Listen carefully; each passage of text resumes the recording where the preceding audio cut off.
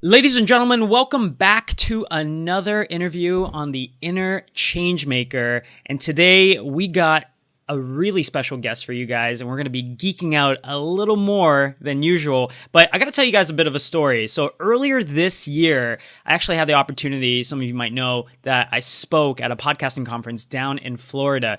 And apart from giving my talk, they asked me to be on this email marketing panel. And to be honest, I didn't know if, I was a bit reluctant, to be honest. And it was single-handedly one of the best panels I've ever been on. And we heard some amazing comments from people in the crowd. And it wasn't because I was on there. It was because I was fortunate enough to be sitting on the stage with two individuals that are genuine rock stars on the topic of email marketing. And one of them is our guest today, and he's been a serial entrepreneur for over 2 decades, and he is the chairman and co-founder of Liquor.com. He's also a New York bestselling author of What Is Your What, which I'm sure we will talk about.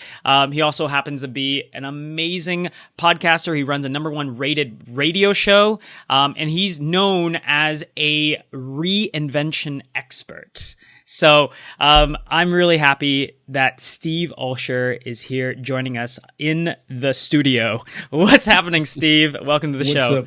What's up? What's going on, man? Hey, I always love watching some of your things live because on radio, I mean, you guys have, everybody's sitting around the group. Everyone's got their own mic. We're kind of doing the virtual version of that. But, it's absolute pleasure having you on, man.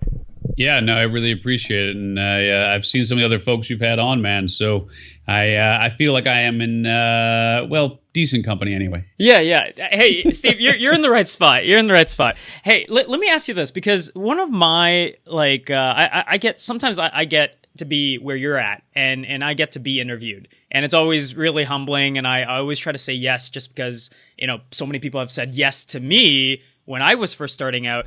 And, when they do my introduction, they always say, Jay, you do so many things. And to me, I go, I don't know. I don't know about that. I do a few things, but I don't know about too many things. But as people maybe get to know your story a little, you do Liquor.com, right? You have that whole story. You're, an author, radio host. I think you at one point had a real estate development company. So, I mean, how do you deal with that in terms of that question of doing too much? Do you think there's a danger in that, or have you always been kind of that serial entrepreneur type? Yeah, no and yes, right? Okay. So no, I don't think there's a danger to it. Some people talk about splintering your efforts and running yourself too thin and then those sort of things. Yeah. But it kind of really just goes back to how you're naturally wired to excel, right? So when I think back on my career, reality is, I've always been wired as an entrepreneur, right? So from the time I was very, very young, just trying to pick up a rake and move some leaves around, or grab a shovel and try to, shovel sidewalks and driveways or whatever.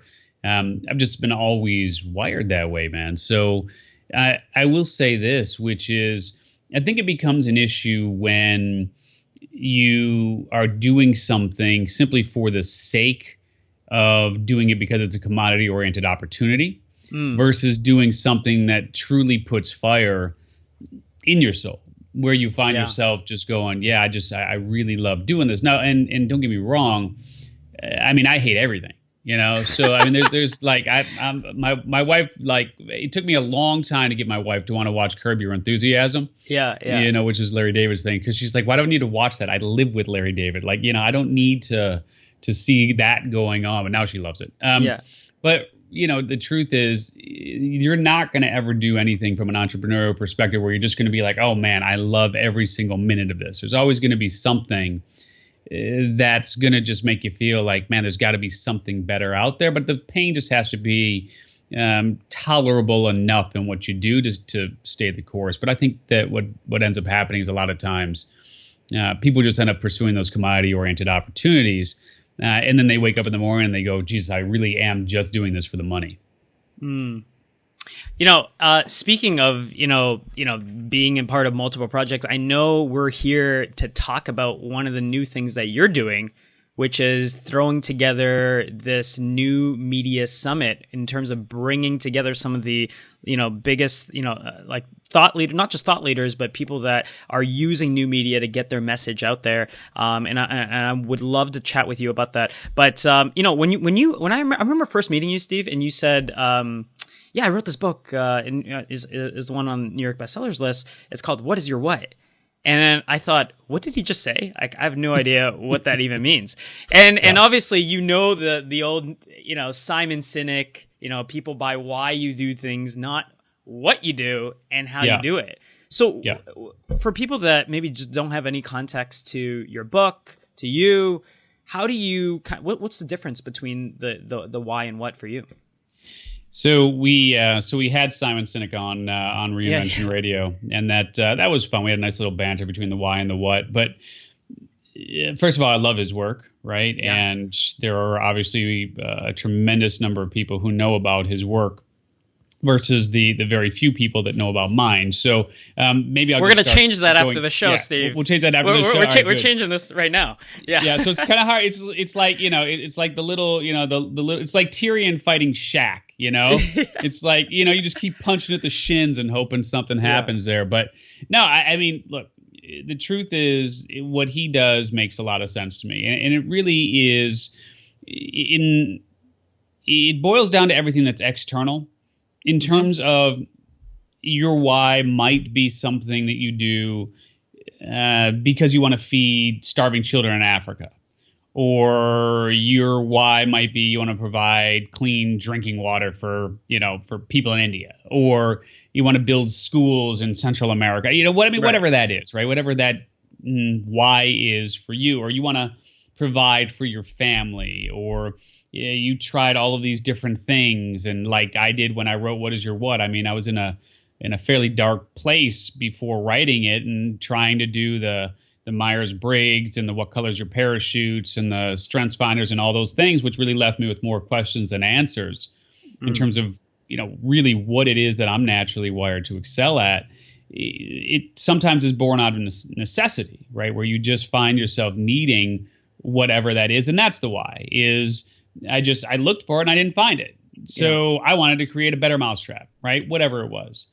But again, to me, that's all external. And so you can choose what your why is. In your what, I don't think you can choose. To me, your what is everything that is internal. Like on the cover of the book, it really just shows the title and then the DNA strand, right? I mean, that's the only graphic element we have on the cover. Yeah. Because that's really what we're talking about, is we're talking about what's already within that, as I like to say, what has chosen you as opposed to that which you have chosen. I think you can choose your why. I don't think you can choose your what. And just so we're clear, when I talk about your what I'm really talking about is the What is Your What framework, which is comprised of your core gift. Now we can get into that if you want to, but everybody, I believe, has one core gift. Yeah. The primary vehicle that you will use to share that gift, and then the people that you're most compelled to serve.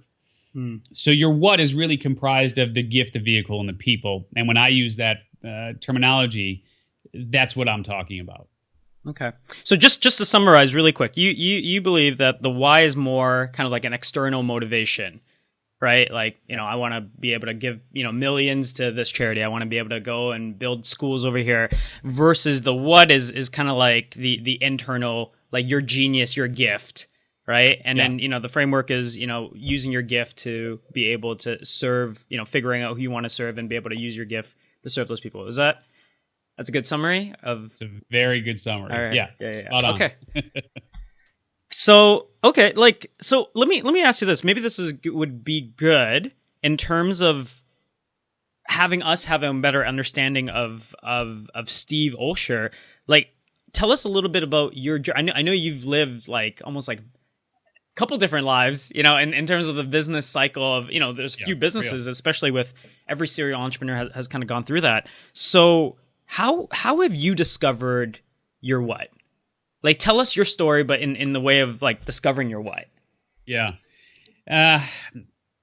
So it has certainly been a trek. I mean, as I said, I've always been wired as an entrepreneur. So that led me to try to figure out how to make the most money I possibly could with as little as I had. Right. Yeah. So that started It's a good out. entrepreneur. Yeah. Right. I mean, that started out way back when. I mean, even in God, I was one of those guys who sold speakers out of the back of a van. You know, I mean, like I'm not proud of it, but there is nothing that provides better training on earth than going up to somebody that you don't know and getting them to buy something that they don't need. You can sell something to someone who you don't know, something that they don't need. That's a skill that will last you a lifetime. Yeah. So it's so it's just been a really interesting trek. I got into the world of DJing very young. So I was born in in the Chicago area and was really affected by the whole Chicago house music scene. And so ended up becoming a DJ and wanted to open my own nightclub when I was young. So I got this idea to open a non-alcoholic nightclub when I was 19. And so, obviously it had to be a non-alcoholic club because I was 19. Because drinking age is 21. 21, right? Yeah, in the U.S. Yeah. And so it's 19 here in Canada, man. Yeah, I know. Another reason to there's so many reasons to be there now. If we could just figure out the weather thing, but that's a whole other discussion. That's a different podcast. Yeah, that's a different podcast. But look, man, I didn't know anything about the nightclub business. I had worked in clubs and done my own thing, but didn't really know much about it. But I had this idea that I thought was pretty good, and I think that's really when the entrepreneurial spark really started to catch fire. Because I literally did whatever I had to do to open that club. I wrote the business plan, I raised money, I found a team, and the whole nine. And at 20 years of age, opened up that club, and it's just really led me to a number of different paths over the years, from catalogs and .coms. I mean, we got involved very early online on CompuServe's electronic mall. So we launched on CompuServe in 1993, and that ended up becoming a fully functional e-commerce site in 95, which became liquor.com, as you mentioned earlier, in 98 when we bought that domain. But got caught up in the .com hype. That whole thing imploded, shifted over to real estate, and did real estate development for a number of years because that was the next big thing right after that first bubble. And then that imploded. Okay. And then I woke up after that second implosion, and I was just like, yeah, okay, so clearly I'm too early to most things, and I don't know when to get out. Yeah. So that's number one. Number two. Okay. And number three, clearly I'm doing things just for the money here, right? So let me try to figure out what's a little bit more fulfilling for me, and I think the word really is sustainable, right? And just creating something that doesn't have, as my wife would put it, doesn't have an expiration date on it. Mm-hmm. So, and that led to going towards the what am I really here to do type conversation. Sure. What is your color? What color is your parachute? Strength finders. Strengths find. Yeah, I mean, personality. All that, right. And they all just kind of left me with more questions than answers. Mm. And I was like, God, am I really just destined just to not do anything really here? Yeah. At least not anything that I would do, because it's like, reality is, if you look at the resume, a lot of people will go, damn, that guy's done a lot over the course of his career. But to me, and maybe this is just the blessing and the curse of the entrepreneur, is to me, it just never really felt like it was enough, and never really felt like, okay, I did it, I'm done. Like, I don't think an entrepreneur ever has that finished line. It's kind of like that line in the sand that we draw, and of course it's relative to wherever you are in life. I mean, when you're younger, you're like, God, if I could just get out of this house and stop living with my parents, then get my own place, then like lie in the sand, my life is going to be perfect. Right. And then you move out and it's like, oh man, I've got $1,000 in the bank. Man, if I could just get $5,000 in the bank, like, life would be perfect. And then you just kind of keep going down that path, and you keep scratching out and moving that line in whatever area of your life it is. And so I do think that's really what prompted me and inspired me to write the book, because I really created the framework that I most needed. That I felt like there was nothing out there that could really help me hit the ground running. And when I couldn't find it, basically I created it. And that's led me into a lot of the current work that I've been doing around sort of my own personal brand, as opposed to creating companies and then making that the brand itself. Yeah. It's, you know, the fascinating thing, I'm sure you can resonate with this, you know, having, you know, the level of guests that have been on your show and the frequency of your podcast and just how long you've been in doing this, is that you always get it's great to get so much different perspective, and you always get conflicting ideas, you know? Yeah. I mean, there's so many things that you like that I think some of the guests would have agreed on. And then I think that there's some things that people would have disagreed on, right? In terms of like, I remember we had Patrick Bet-David on a few weeks ago, and he said, you know, he came from like Iran, like war-torn country. This guy was like getting bombed every day, like couldn't even go outside to play until like 10 years old, you know? And I was like, well, what can people do? You know, that was his driver as an entrepreneur. I was like, well, what can people do to... I'm not saying emulate that, but like if they haven't gone through that, right? Like if they haven't had that type of, you know, experience. And he goes, door-to-door sales. He's like, like sales, man. He's like, dude, it's the only way. It's one of the only ways to really start, you know, polishing that, right? But it's interesting that you know, went through, you know, one industry and going to another. And I mean, I see, I mean, real estate, I mean, one can make the argument it's always, you know, depending on how you do it. I mean, it's a great long-term wealth building thing. For what you're doing now in terms of, you know, new media, helping people get their message out there, do you feel that maybe you're too early? Or do you feel that maybe you're jumping the gun a little early? Because, I mean, you said that a little early, just before. Yeah. Is there any notion towards that? Yes and no, right? I actually started podcasting in 2009. Okay, yeah. So I think at that point it was too early. But that said, you know, I think I'm actually in a lot of ways too late now that I've gotten back into it over the last few years, right? Because it's just such a hard medium to create any real headspace.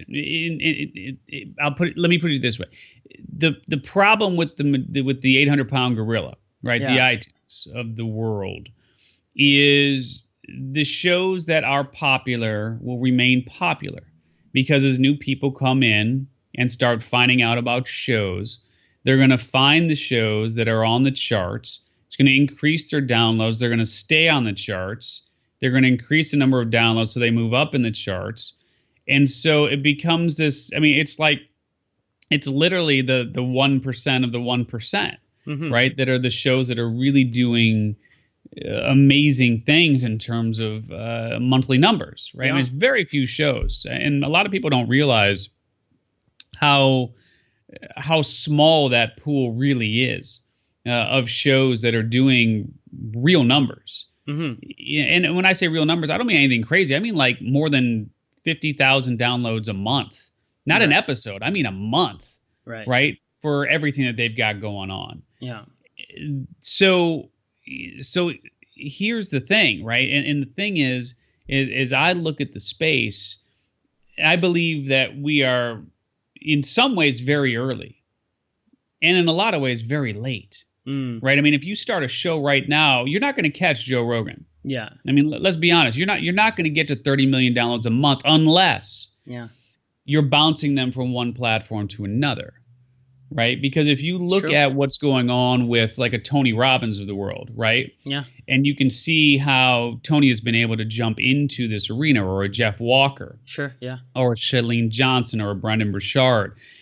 They're moving people or bouncing people from one platform to the other. If you're counting on podcasting to be the sole means with which to create a high visibility platform, it can happen.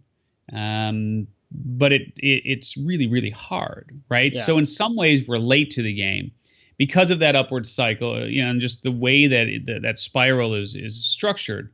It's super hard to break into that. But at the same token, when you look at the technology itself and the ability to access the technology, I mean, it's really only been a handful of years since it's actually been somewhat easy to download and listen to a podcast. Yeah. Right. I mean, it used to have to jump through a series of hoops to make it work. Now it's on your iPhone. It's on your dashboard. Right. And if you look at what's going on in terms of Wi-Fi being a standard accessory in cars, right? I mean, more than 250 million cars are going to roll off the assembly line with Wi-Fi as a standard accessory in the next 5 years. Yeah. By some estimates, more than 50% of the cars on the road will be autonomous within 10 years.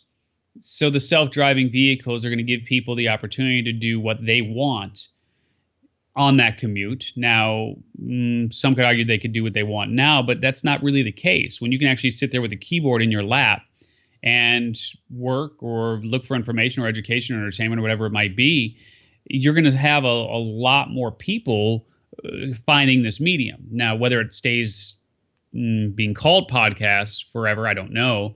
You know, Gary's trying to move it towards audio and others are trying to use more audio-driven terminologies. But reality is whatever you call it, you're going to see an increased number of downloads, period, end of story, because it's getting much, much easier to use the technology. It's becoming much more broad in terms of the options. Yeah. But at the same token, it's also much more difficult. So I think it's really a strange combination of the two, as much as that's a non-answer. I think it is both yes and no. Yeah. Well, you know, I mean, it's, I think I shared with you when we first met, like, I've only been, I think you were like, how long have you been doing this? And I was like, well, a couple of years. Like, I just hit, like, for the podcast itself, I just hit 2-year mark anniversary, a couple Mondays ago. And I was thinking to myself, man, it was so, if I had to do the same thing Jordan Harbinger did when he started podcasting in 2006, and he was saying things I had I was like, I don't even know what this guy's talking about. And I was like, let's jump to the next question, because I don't want to go down the road. But I was like, if I had to do that, I don't know if I would have chosen podcasts as one of the mediums that I wanted to kind of bet on. Do you know what I mean? And kind of go in on. And that was only a couple years ago, but you're right, because so many different reasons in terms of ease of setting it up, right? In terms of, I mean, yes, it's complicated, but comparative to what you had to do back in 2006, it's like night and it's not even night and day. Like, it's so different, and it's so much easier. Just like for us to do this, for sure. But at the same time, you're right, with the technology catching up, you know, and you know, with the inevitability of maybe self-driving cars, right? And now people could, you know, now they don't have to drive anymore. I know it's a different tangent, but it's like now they're going to be in the car. Like, what are they going to do? They could choose to, you know, educate themselves on certain topics. Maybe they do courses. Maybe it's podcasts. Maybe it's different things. But the technology is just, I mean, the numbers prove it, right? But the technology has gotten to the point where everything's so much more accessible, you know? With your standpoint and your perspective, because you've been successful in your own right for the things that you've done, how do people become more successful using new media, by the way? Like, in terms of whether it's podcasts or video, audio, social, like blogging, like if they're creating stuff around their personal brand and they're leveraging the social media channels out there, how can they become more successful, Steve? Yeah, and I really do think it kind of goes back to the conversation around what is your what, right? And to me, it's interesting to see so many people kind of chasing the shiny object, kind of chasing the trend du jour, right? Whatever that might be. I mean, whether it's Blab, or whether it's Periscope, or whether it's Anchor, or you know, whatever it might be. You know, there's always going to be kind of that trend du jour. And I mean, even like Twitter, right? I mean, we can look at Twitter, and I think, you know, mark my words, it's not going to be very long before we're putting MySpace and Twitter into the same sentence. I mean, it's going to happen. I mean, all you got to do is look at Vine, right? And so what would you do, man, if you had 8 million Vine followers? and they pulled the rug out literally from underneath you, and you wake up and that platform is closed. Yeah. Yeah. I mean, you've got 1 billion Vine loops and 8 million followers, and they closed their doors, and you were making whatever you were making on that, and now you've got nothing. I think that it really boils down to, how do you get people into your ecosystem, right? You've got to move them from whatever platform it is that you're trying to leverage in that new media world. I don't care if it's social media or if it's blogging or if it's video or if it's audio. I mean, I don't care. Yeah. Even apps from that standpoint. I mean, you've got people who have 1 million downloads of an app. Yeah. And they have no clue who's downloaded their app. You know what I mean? It's like you've got 1 million people using your app, and you don't have a single means of communication with them, because Apple won't give you their info. Right? I mean, just like podcasting, when somebody downloads an episode of a podcast, you don't know who that person is. You look at your numbers and you go, woo, 1,000 downloads. Yeah, baby. And then you turn around and you go, who are those 1,000 people? Right? So, I mean, that's a big challenge. And so what I believe has to happen here is, if you're going to be successful, quote unquote, successful in the new media landscape, you have to get people into your ecosystem no matter what it takes. And that means that if you're going to have a podcast, great, use iTunes, use Stitcher, whatever. Yeah. But you also need to have your own platform where people come for those episodes. You also need to have some sort of incentive for them to provide their name and email, or, you know, I mean, God, at worst, at least have a Facebook group or page or something where they can find you and communicate with you. But there's going to be a lot of people who are going to wake up to this fact pretty quickly that, you know, they may be doing really well on one particular platform, but it doesn't translate necessarily to having a successful business. You know, Steve, not to hijack this conversation, but I love, I love this conversation, and like I'm sure it resonates with, like, I was on AWeber's podcast, and we were just talking about email marketing. Like, you know, like they're like, okay, like here's like one line about your story. So tell us, why do you write this headline like this? Like, it was super geeky, but it's great because I think there's not enough content sometimes that around, like, you know, what are the tactical, you know, what are the mindsets around these things, and what are some of the tactical things that people can do? So I've had this idea for a little while now, and I don't remember exactly where I heard it from, but, you know, a lot of people think that there's a lot of channels out there. And to your point of being like a little late or a little early, it's like, actually, if you really think about it, when TV began, there was only like 3, you know, I remember having the TV with like 10 channels, but only 3 of them actually mattered. Right. And I think right now it's kind of like in a similar stage where, yes, there's a lot of things you could be doing, right? Like the blab, like music. And like, I'm not saying that they have no value, but there's only a few that is really, really important for you to be on, for you to reach the person that you want to make a difference for. Right. Yeah. In terms of your what is your what, right? The gift and the people. So who are you trying to serve with what gift you have? So for me, I did this exercise. I was thinking through. I was like, well, what do I do when I'm bored? I was like, well, I go to Instagram. You know, I spend a few minutes on Instagram. You know, if I'm driving and I'm bored, I'll definitely listen to a podcast. Right. But if Instagram doesn't, you know, if I'm still bored, I'll probably go on YouTube and watch something. You know, but I'm like, usually after that though, I'm like kind of good. Like, I'm like, I can get back to work or what have you. And so what I realized was just my audience was really, if I'm communicating with somebody like myself or a younger version of me or somebody that has similar aspirations than me, I really only need to dominate the places that they go to, right? Instagram, YouTube, and this is personally for me. So I'm curious, like, do you agree with that? Do you have what are your thoughts on, you know, how to leverage new media for that person's for, you know, a personal brand or a coach or a consultant? Like, how do they do that? So, you know, here's the phraseology that I use, which is you have to think about what the last step is on the path that you want someone to take with you.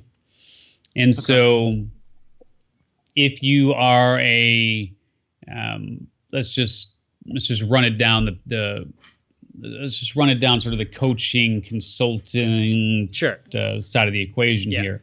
So an example of the last step on the path might be something like, I want them to come into my year-long training program, which is a $50,000 offer. Okay, that's the last step on the path someone can take with me. They can hire me one-on-one for a VIP day or whatever, but you're going to pay me $15,000 for a VIP day, or $50,000 for a year-long program, less time in the full day. Yeah. But at the same token, the last step on the path that they could take with me is that price point, right? So $50K. Just using this as a random example. Okay. And then the question really becomes, as you look at that last step on the path, who are the people that are more likely to get to that last step on the path? And so if you've been doing this for any period of time, you probably have a few different offerings. I mean, you probably have a freebie, right? Something that somebody just opts in for, whatever that is. You probably have a low price product. You probably have a mid price product. You probably have a high price product. So when you look at the customers who enroll in the high price programs, products, services, whatever it might be, who are those people? And I think ultimately, if you can identify who those people are, and then gain a good enough understanding of where they gather, then you can start really tapping into the medium that makes the most sense for you. Now, it could be a combination of where they gather or how it is that they found you in the first place. Because there's two ways to go. You can either go to the pool and throw your fishing rod there and throw the hook in the water and they're already there swimming in one particular place, or you can dig deeper into the medium that provides the highest percentage of those customers. So it's not always the same, because you may find that all the people who, let's just say, for instance, you have 10 people in your year-long mastermind program, whatever we're calling it here. Sure. And they all happen to read the Wall Street Journal. Okay, that's great. But you didn't know that going in. But now that you know that they all read the Wall Street Journal, that might be a place for you to fish. But at the same token, if all of them found you through a Facebook series of posts, or through your podcast or whatever that might be, then maybe it's a combination of the two, and it's not always going to be the same, right? So it's just really important, in my way of thinking, to identify what that last step is on the path, and make sure that everything works backwards from there. So reverse, get the big thing out, right? Create that, the ultimate step for the last step, and then reverse engineer it from there. Yeah. That's what I would certainly recommend for sure. Steve, always, I always learn at least a couple things, just being around you, chatting with you. Before we kind of wrap up here, tell us a little bit about what the new project you got going on, because I think it sounds pretty cool. Because I don't think I've been to a lot of events and spoken at some events, and I haven't kind of seen it done in this way that you're describing it. So let us know, what is the new media summit? So it's interesting, right? So it kind of goes back to the whole conversation around the What Is Your What book, which is sometimes you just kind of create what it is that you most need. Yeah. And what I have found here over a pretty good chunk of time is that I need to connect with people like the JayWongs of the world, right? Because I only can do so many things in the vacuum that I'm in. And it makes a lot of sense for me to surround myself with people who bring different perspectives to the table and who are, just crushing it in their own right. And so I got to thinking about, how do I get a group of us together that are doing some pretty amazing things, specifically here in the podcasting world. Mm-hmm. And then it occurred to me that I've been to other events in sort of the old media world, if you will, where you can go to an event and you can pitch producers on who you are and what you do, and maybe get booked on a traditional terrestrial radio show or on a television show or that sort of thing. But I didn't see anybody doing that here in the new media space. And I know that we get pitched all the time, right? I mean, people are always asking, how can we be a guest on Reinvention Radio? Yeah. And so we get pitched more than we have room for guests, for sure. And so what occurred to me is, the shows that I appear on, as I look at the shows that I've been on over time, I've been on those shows really because of one thing. And that's because of the power of the relationship that I've been able to develop with either the host or the producer. And so having been to larger events and wanting to meet some of the speakers, as an example, it's really hard to connect with them. I mean, they get whisked behind the Iron Curtain, and it's like, if they come to the front of the stage to answer questions, and you're one of 40 people trying to say hello, and that sort of thing. And just it's not really it's not really conducive to developing a meaningful relationship. And so I kind of combined all of these things in a way where I was like, you know what? I bet you there would be demand for people to be able to meet one-on-one with the world's leading podcasters and pitch us on who they are and what they do, and leave the event with bookings in hand. And at the same time, really learn how to leverage and monetize the power of new media, and then put all of us who are in the space together in one room to mastermind amongst ourselves and really just share best practices and book, each other on one another's shows and so on. And that was really how the New Media Summit was born. And what we've decided to do is limit it to a pretty small number of attendees. I mean, we're maxing this out at 150 attendees. Yeah. Because we want to make sure that everybody has ample time to connect with the icons of influence that they really want to connect with. And we're going to have 40 of the world's leading podcasters there who are all going to be just a part of the group, right? I mean, there's no Iron Curtain. We're all going to break bread together. We're all going to hang out. We're all going to dance. We're all going to do whatever we do. And it's just going to be a group of, about 190, 200 of us in total, just hanging out. And my goal is really to make sure that the attendees leave the event with bookings in hand so they can get the visibility that they deserve. But more importantly is to really develop meaningful relationships with the people that they want to meet who are in this space. Yeah. So that's really what the event is all about. Yeah, and I have to agree, because I've like the events that I chosen to be at, and the masterminds that I've chosen to be at, the dinners that I've chosen to be at, like those have always led to some of the most. And it is not like necessarily like financially fruitful, but most of the time it does like have a connection to that. But some of the best friends I have in the industry, some of the best people that I've known that, have, completely different perspective, and, they bring something completely different to the table. That's just been the best place for me to meet some of my guests, but also to connect with other creators, other people that are looking to, get their message out there. In a bigger way. And it could be in the form of a book. It could be in the form of a podcast, right? So I think it's really, really exciting that you got that going on. Where can people find out more or grab tickets? Because I'm going to be there as well. And I'd love to hang out with people that are watching this, listening to this. If this is any of interest to you, I'm going to be there as well. And so what's the, I wanted to get the proper link. Yeah. So, I mean, look, if you go to newmediasummit.net, you'll see all the information there, and you'll see exactly what the price is to join us. The investment is to join us.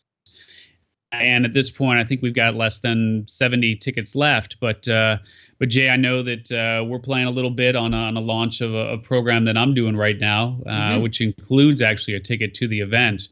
Oh, so nice. So that might be a good opportunity for folks to not only benefit, of course, from your knowledge, because I think you were talking about doing some things for the folks that may enroll through that link as well. So Get to know what you're about, and then it includes a ticket, and it's at a pretty huge discount to what you'll find at newmediasummit.net. But yeah, go to there, go to that site, and you can read all about it, and then maybe Jay, you can just point folks in the right direction. For sure. I'll definitely link to those things, because I think being a part of an intimate event as well, that makes a really, really big difference for sure. So Steve, it's actually been really great, kind of geeking out with you on the show, a little virtual, a little kind of, this is the first time I think we've ever done a collaboration, but we've had other geek out sessions that are not recorded. But last question here for you. Name of the show, it's called the Interchange Maker. Really curious, what comes to Steve's mind when you think of someone being a change maker?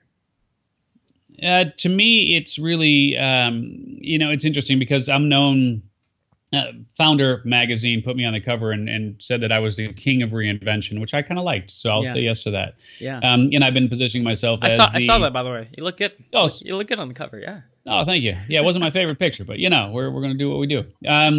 Beggars can't be choosers. So, but thank you for that. So, look, reality is I've been kind of dancing around and teaching this whole sort of work around reinvention for years. And I think, interchange and being a change maker and this, that, and the other, and reinvention to some extent are pretty similar, because to me, reinvention has nothing to do with changing anything about who you are.